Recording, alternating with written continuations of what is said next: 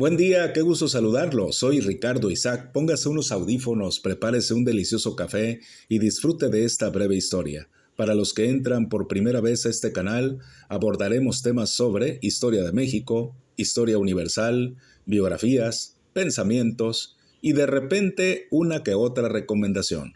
Un saludo para todos los apasionados por la historia. Es un canal para disfrutar y aprender cada día más de todo lo que ha sucedido en la historia. En este programa charlaremos sobre los conflictos políticos del siglo XVIII. Y vamos precisamente a esto, a esa España que tuvo conflictos de todo tipo en el siglo XVIII. Y es que debido a la extensión de su imperio y a su poder económico, se convierte en un fuerte rival de Francia e Inglaterra, al mismo tiempo que en sus colonias, pues se deterioraba la autoridad virreinal en el marco de una lucha entre grupos de peninsulares y criollos, y entre el clero secular y el regular, que pugnaban por el control político. La Iglesia apoyaba en ocasiones al grupo de peninsulares y en otras a los criollos, ocasionando conflictos importantes debido a su gran influencia. La Iglesia tenía tanto o más poder que las autoridades civiles. El arzobispo de México y los obispos de las grandes ciudades representaban la autoridad eclesiástica en sus jurisdicciones al mismo tiempo que desempeñaban cargos civiles. Formaban parte de la Real Audiencia, eran consejeros del rey y del virrey, eran nombrados corregidores, oidores y alcaldes en las regiones donde habitaban. Por esto, con frecuencia se atrevían a enfrentar a las autoridades centrales y provinciales, pues a menudo había diferencias entre ellos. En este contexto se suscitaban confrontaciones entre el poder virreinal y el eclesiástico que apoyaba al grupo criollo. Uno de los enfrentamientos más graves fue el que se dio entre el virrey, el marqués de Gelbes, y el arzobispo Pérez de la Serna, quien, defendiendo al corregidor de Metepec de las acusaciones del virrey, le dio refugio en un convento dominico. El virrey Gelbes mandó tapiar las ventanas y poner una guardia en las habitaciones del corregidor. El arzobispo excomulgó a los guardias y, como respuesta, el virrey ordenó la deportación del arzobispo a España. El arzobispo Pérez de la Serna excomulgó al virrey y puso en vigor la suspensión del culto en todas las iglesias de la Nueva España. Al ver cerradas las iglesias, la multitud enfurecida rodeó el palacio del virrey y amenazó con lincharlo. El ayuntamiento no tuvo más remedio que anunciar que tomaría a su cargo la autoridad, destituyendo al virrey. Una situación similar se suscitó unos años después cuando Juan de Palafox y Mendoza, visitador general y obispo de Puebla, acusó a un grupo de portugueses protegidos del nuevo virrey de organizar una supuesta conspiración. La corona depone al virrey y otorga al obispo el nombramiento de virrey interino de la Nueva España y arzobispo de México. Más tarde la corona también lo apoyó cuando éste se enfrentó a los jesuitas exigiéndoles que pagaran los diezmos correspondientes a la producción agrícola. La situación se agrava cuando ambas partes se lanzan decretos de excomunión y Juan de Palafox amenaza con excomulgar a los padres de familia que enviaran a sus hijos a escuelas jesuitas. La situación se resolvió cuando la corona ordena a los jesuitas que rindieran cuentas al obispo de Puebla. El deterioro de la autoridad virreinal provocó divisiones entre los poderes civil y eclesiástico, además de profundizar las divisiones entre los peninsulares y los criollos. La población de la Nueva España, que sufría las consecuencias de este deterioro político y económico, organizaba levantamientos y motines en las diferentes regiones del país como resultado de la situación de opresión, de injusticia y de maltrato en que vivía. Hubo rebeliones en el campo y en las ciudades, en las que el pueblo protestaba por hambre, la carestía, por mal gobierno, saqueando comercio e incendiando mansiones, como sucedió en Tlaxcala y en la Ciudad de México en 1692. Y así fueron los conflictos políticos del siglo XVIII, como lo habíamos mencionado al principio, en el sentido de que la autoridad virreinal pues se deterioraba por la lucha entre peninsulares y criollos y entre el clero secular y el regular.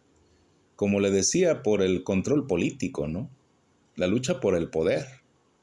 Y bueno, eso es en relación a los conflictos políticos, pero una nota aparte que tengo aquí que me llama la atención es una nota pues como un tema para el análisis y la reflexión, el intercambio de productos americanos y europeos y su importancia en la alimentación.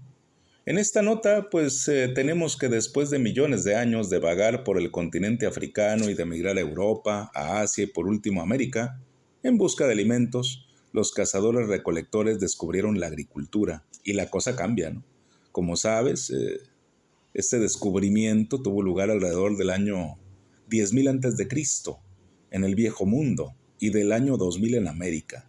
Los seres humanos entran así en un periodo verdaderamente revolucionario, pues esta innovación alimentaria fue la base de una nueva forma de vida. Se volvieron sedentarios, aprendieron a criar animales de establo y construyeron grandes civilizaciones.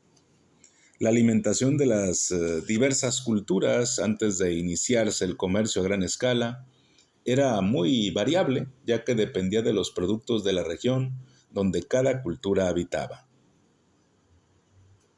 La cultura occidental se originó alrededor del mar Mediterráneo, por lo que los primeros alimentos fueron aquellos que se producían en esa región.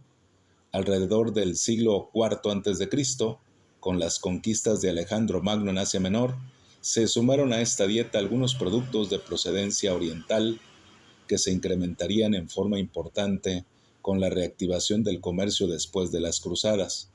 Las culturas asentadas en América realizaron también un intenso intercambio cultural entre ellas y los alimentos eran productos comerciales muy importantes en esta región.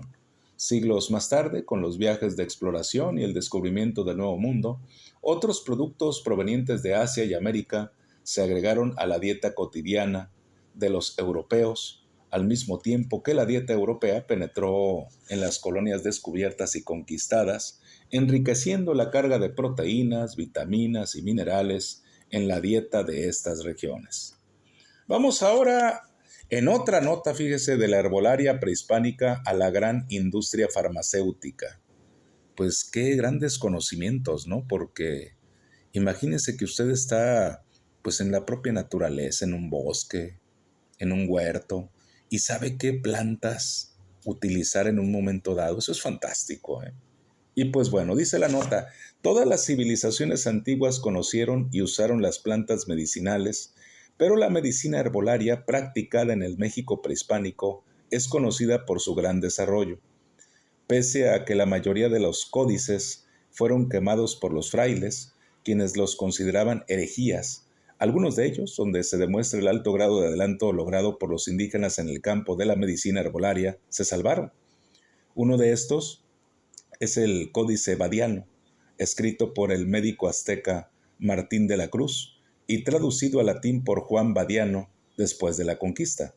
Este códice es un compendio de medicina indígena que registra el gran conocimiento alcanzado por los aztecas en el uso de las plantas medicinales para curar glaucomas, forúnculos, fracturas, sordera, cataratas, conjuntivitis, hemorragias, tos, sarna, asma, colitis, tumores, enfermedades del corazón, parásitos, picaduras de insectos y otros animales, disentería, gota, hepatitis, reumatitis, fíjese, sífilis, indigestiones, estreñimiento y muchas otras enfermedades.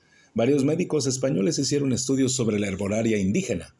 Entre ellos destaca Francisco Hernández, médico de Felipe II, quien escribió la historia natural del Nuevo Mundo. En los siguientes siglos, la química aplicada a la farmacia permitió extraer de las plantas las sustancias activas y fabricar compuestos que se preparaban y vendían en las boticas como polvos, pócimas, jarabes, aceites e infusiones.